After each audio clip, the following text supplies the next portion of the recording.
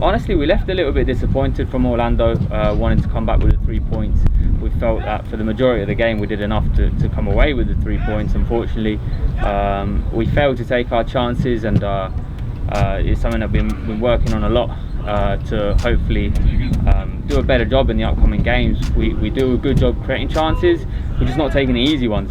And then obviously at this level, anything can happen, and you can get punished just like we did at Orlando.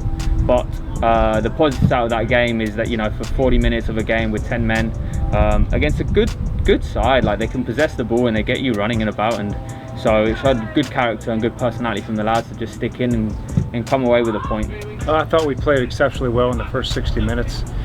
Did everything but take our chances. I think we created enough opportunities to maybe even be up 2 or 3 up at halftime, and even maybe early in the second half putting the game away completely. But, you know, you're hanging on. We're dominating game 1-0, and anything can happen. So unfortunately, we get a call that doesn't go our way, whether we agree with it or not.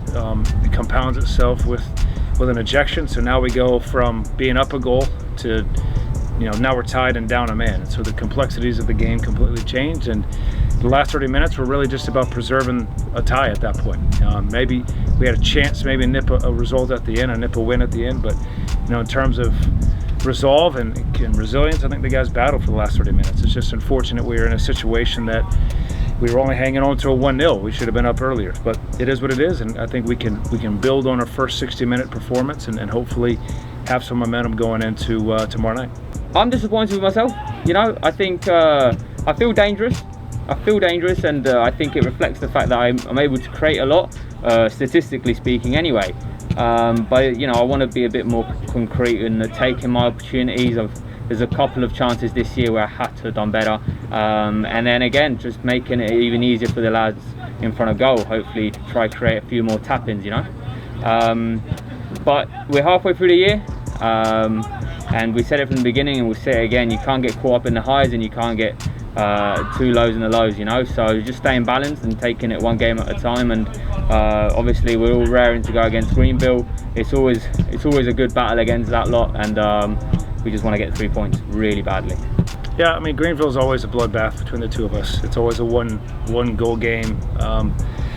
You know, last time we played them at home, we beat them 3-1, and it was I want to say it was a comfortable win, but it was a decisive win. Last game of last year's season, and you know, I think both teams are different.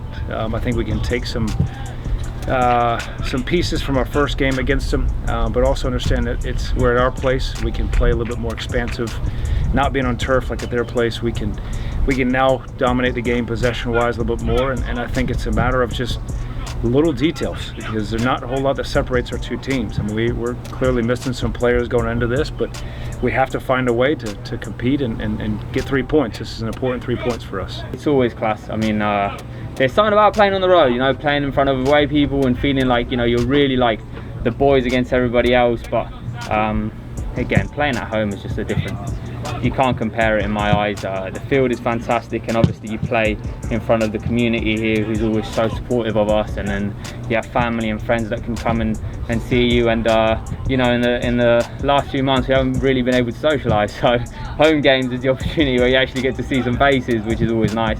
But then again, having said all that, you kind of put it to the side, and Tormenta at home do not lose games, and that's just the mentality that we're going in tomorrow with. Yeah, Curtis is a top young player that did exceptionally well last year when he played for USL2, and he was set to play for USL2 this summer, but of course with what's happening in the world, that season got canceled, but he stayed here with us and trained, and you know, we had an eye to sign him for next year for sure, but it worked out that we could actually get him a little bit early, and you know, I expect him to feature a lot this year as soon as he's out of quarantine and healthy, and we're back to full strength. So I think he's going to be a top addition for us.